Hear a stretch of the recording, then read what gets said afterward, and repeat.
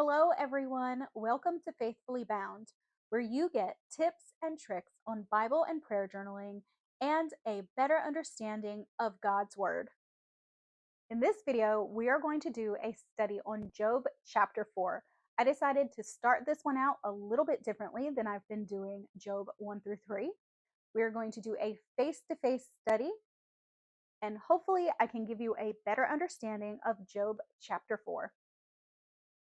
Before we begin, if you haven't subscribed to the channel yet, please do so that we can help each other grow in our faith and our walk with God. And in the description below this video, there will be two links. One is a link to the study guide that goes along with this Bible study. The second link is to my add-on channel called Rooted and Real. So if you're interested, go ahead and check that out. Let's get to work. Let's start out by reading Job chapter 4. I am reading from my Christian Standard Bible, and this chapter is titled First Series of Speeches. Eliphaz Speaks. Then Eliphaz the Temanite replied, "Should anyone try to speak with you when you are exhausted? Yet who can keep from speaking? Indeed, you have instructed many and have strengthened weak hands. Your words have steadied those who was stumbling and braced the knees that were buckling. But now that this has happened to you, you have become exhausted. It strikes you and you are dismayed. Isn't your piety and confidence and the integrity of your life your hope? Consider, who has perished when he was innocent? Where have the honest been destroyed? In my experience, those who plow injustice and those who sow trouble reap the same. They perish at a single blast from God and come to an end by the breath of his nostrils. May the lion roar and the fierce lion growl, but the teeth of young lions are broken. The strong lion dies if it catches no prey, and the cubs of the lioness are scattered. A word was brought to me in secret. My ears caught a whisper of it.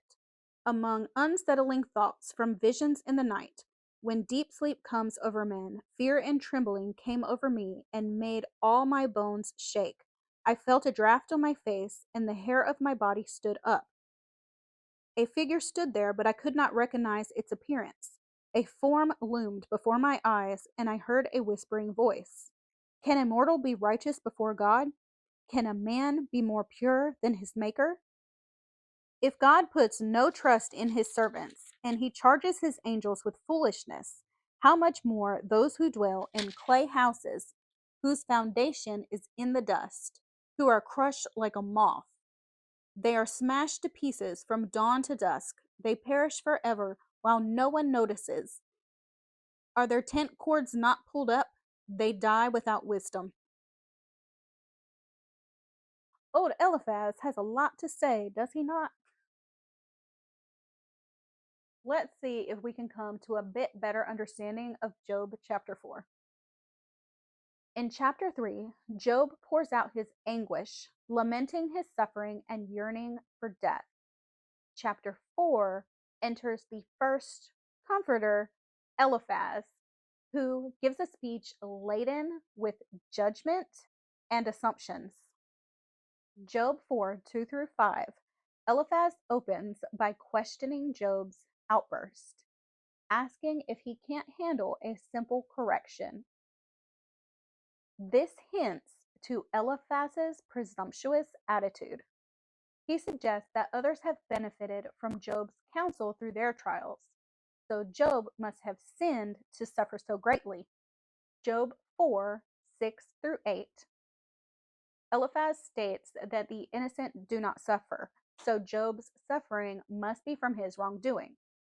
Eliphaz uses the example of those who sow wickedness reap the consequences, and this reinforces the cause and effect theme.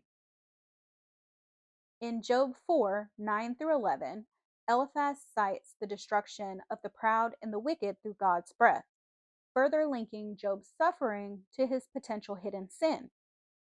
He warns Job that pride leads to ruin and suggests that Job needs humility. Job 4:12 through 17, Eliphaz recounts his dream vision of God's power and human frailty.